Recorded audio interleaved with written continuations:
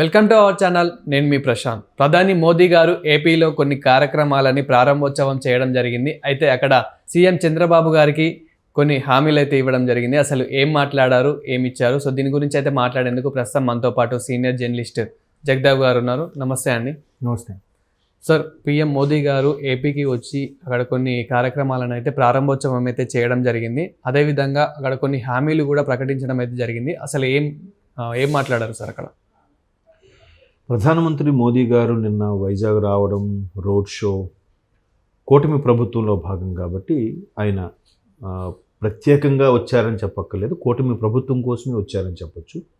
And because of బాబు గారు, ఎందుకంటే మొదట ఒక ముఖ్యమంత్రి అంటే ఎలా ఉండాలి, ఇలా పరుగులు పెట్టించాలి, ప్రభుత్వంతో పని చేయించుకునే హక్కు ప్రతి పౌరుడికి ఉంది అని నిరూపించి ప్రజల వద్దకు పాలన, శ్రమదానము, నీరు మీరు ఇలాంటి కార్యక్రమాలు ఇప్పుడు ఏదైతే స్వచ్ఛ భారత్ అనో లేదంటే మేక్ ఇన్ ఇండియా అనో ఇవన్నీ ఇప్పుడు పెట్టారో, ఇవన్నీ వీటికి పేర్లు వేరైనా వేరే రూపంలో వేరే పేర్లతో ఆయన ఎప్పుడో స్టార్ట్ చేశాడు. ఇప్పుడు ఒక 20 years బ్యాక్ అప్పుడే ఆయన విజన్ 2020 అన్నాడు. సో అటువంటి ముఖ్యమంత్రిగా ఉన్నప్పుడు ఆయన ఇన్స్పిరేషన్గా తీసుకొని చాలామంది ముఖ్యమంత్రులు కూడా వర్క్ చేయడం జరిగింది. ఈయన ముఖ్యమంత్రిగా ఉండే తర్వాత ఆ సమకాలంలోనూ గుజరాత్కి ముఖ్యమంత్రిగా ప్రస్తుత ప్రధానమంత్రి నరేంద్ర మోదీ గారు పనిచేయడం మనం చూసాం. సో అటువంటి దార్శనికుడు కాబట్టి చంద్రబాబు నాయుడు గారు కూటమిలో భాగస్వామ్యం అవ్వడం, తర్వాత భాగస్వామ్యంగా ఉన్నాం కదా అని ప్రతిదీ డిమాండ్లు చేసి మాకు అసెంబ్లీ మినిస్టర్ ఇవ్వండి, లేదా స్పీకర్ ఇవ్వండి, అలా ప్రాజెక్ట్ ఇవ్వండి, ఇల్లు కూటమితో ఇది ఉండండి ఇవని చెప్పి గందరగోళం సృష్టించే పరిస్థితి అయితే లేదు. మాకు 2 కేంద్ర మంత్రులు ఇచ్చారు చాలు. అంటే ఆ దేశం టీడీపీకి సంబంధించి, తెలుగుదేశం సంబంధించి, అలాగే వాళ్ళు బీజేపీ వాళ్ళని కూడా ఇచ్చుకున్నారు మన నరసాపురం రాజు గారికి.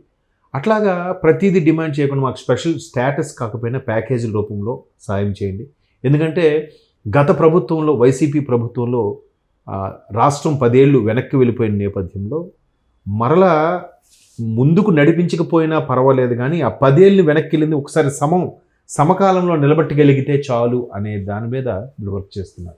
అలా వర్క్ చేస్తున్నారు కాబట్టి ఈ విపక్షాలు, అంటే ప్రతిపక్ష హోదా కూడా లేని ఈ విపక్షము ఎన్ని కుయుక్తులు, ఎన్ని అబద్ధాలు చెప్తున్నా కూడా వాటిని ఏం పట్టించుకోకుండా వాటిని పెడచెవిన పెడుతూ అభివృద్ధి మంత్రమే జపిస్తున్నారు చంద్రబాబు గారు.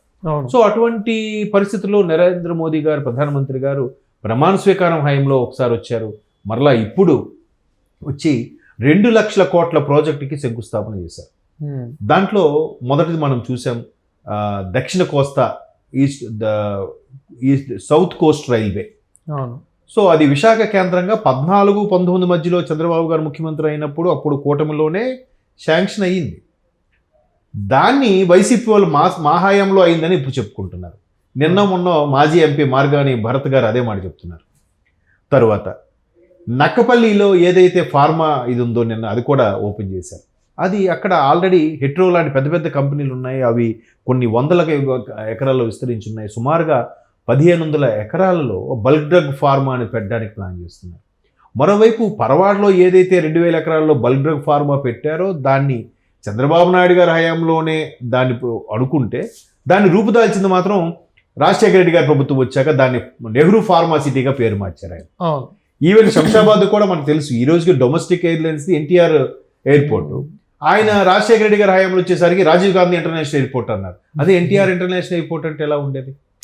అంటే ఉన్న పేరుని మార్చి పెట్టడం అనేది ఆయన అక్కడ స్టార్ట్ చేశారు రాజశేఖర రెడ్డి గారు, అది పక్కన పెట్టండి. సో అట్లాగా ఈయన ప్రతిదీ విజనరీతో ఉండడం. ఇప్పుడు ఇవన్నిటితో పాటు దాన్ని ఏమంటారు,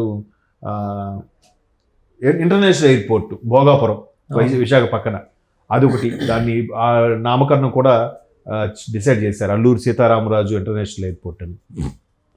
అలాగే ప్రతిదీ కూడా దీని అంతటికీ పర్యవేక్షణ కూడా లోకేష్ గారి దగ్గర నుండి చూసుకోవడం, మోదీ గారు రోడ్ షోలో ఎటువంటి ఇబ్బందులు అడ్డంకులు లేకుండా నడిపించడం, అవన్నీ అయిన తర్వాత ఇవన్నీ ఇప్పుడు మన ఇంటికి ఒక అతిథి వచ్చినాడమ్మా, అతిథి వచ్చినప్పుడు ఆయనకి ఎందుకు ప్రసన్నం చేసుకోవడం చూసుకుంటాం, అరే అతిథి ఒకవేళ సాటిస్ఫై అయితే మన రిలేషన్స్ బాగుంటాయి అని ఉద్దేశంతోనే మర్యాదగా చూస్తాం. అంతేగాని ప్రధానమంత్రి వచ్చాడు కదా నేను పోను, వాడు ముఖం చూడను, నా కింద మంత్రినో పిఏనో పంపిస్తానంటే వాడిని అవమానపరిచినట్టేనా కాదు. అవును. ఇప్పుడు ఒక ప్రాజెక్ట్ ఉంది, ఒక కంపెనీ ఉంది, కంపెనీకి ఆడిట్కి వస్తారు ఎవరైనా. ఆడిట్కి వచ్చినప్పుడు వాళ్ళకి అన్ని మర్యాదలు చేస్తాం. సార్ ఏం తీసుకుంటారు సార్, ఏం తాగుతారు సార్, మీకు ఏం చూపించాను, సరే ఆ ఫైల్ చూపించండి, ఈ ఫైల్ చూపించండి. వాళ్ళందరినీ ఇంప్రెస్ చేస్తే వీళ్ళు బాగా మెయింటైన్ చేస్తున్నారు, గుడ్ అని చెప్పి టిక్ పెట్టుకుంటూ వెళ్తారు కదా.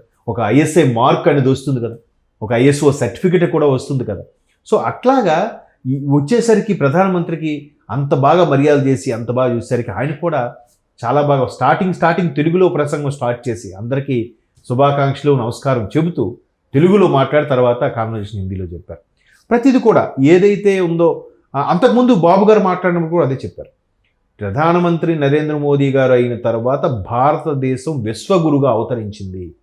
ప్రతిదీ కూడా మేక్ ఇండియా లాంటి కాన్సెప్ట్లు భారతదేశానికి తీసుకురావడం తర్వాత భారతదేశానికి ఇప్పుడు తిరుగు లేకుండా పోయిందనే టాక్ ఆల్రెడీ వచ్చింది ప్రపంచ దేశాల్లో. సూపర్ ఎకనామిక్ పవర్గా కూడా రేపు రాబోయే రోజుల్లో 1-2 స్థానాల్లో భారతదేశం ఉండబోతుంది అనడానికి ఎటువంటి సందేహం లేదు, అతిశయోక్తి అంతకన్నా కాదు.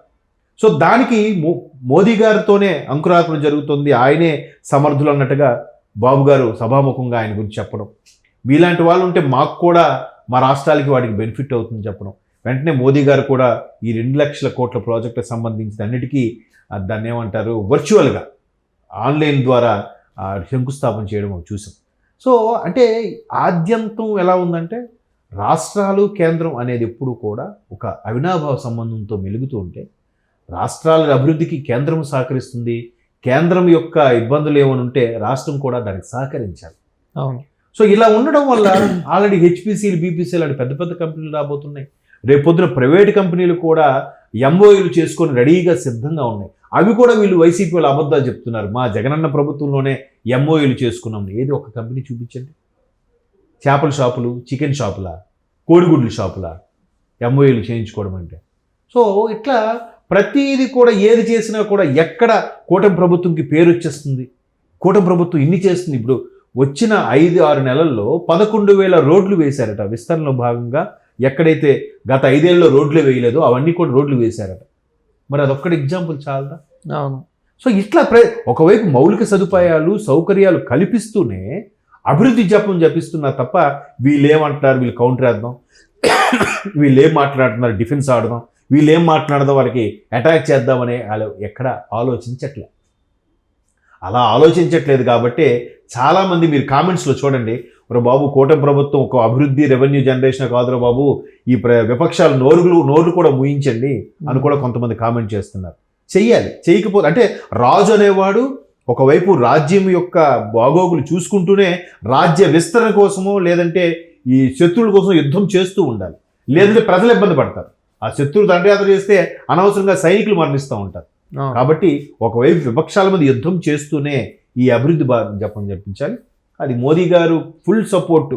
ఇప్పుడు ఏదైతే 3.0 ఉందో మోదీ గారిది, ఇక్కడ బాబు గారిది 4.0 ఆల్మోస్ట్ 4వ ముఖ్యమంత్రి. నిన్న కూడా చాలా పక్కనే కూర్చొని జోవియల్గా మాట్లాడుకుంటూ ఏది కావాలి ఏది అది కదా రిలేషన్. ఆ బాండింగ్ ఆ ర్యాపో మెయింటైన్ చేసినప్పుడే రాష్ట్రం మరలా ఒక గాడిన పడుతుంది అనే నమ్మకం నిన్న వైజాగ్ సభ ద్వారా నాకు అనిపించింది. అది రాష్ట్రానికి సెంట్రల్కి ఏ కాంబినేషన్ ఉండాలో ఆ కాంబినేషన్ కనిపించింది మనకి. అవును. Thank you sir. థ్యాంక్స్.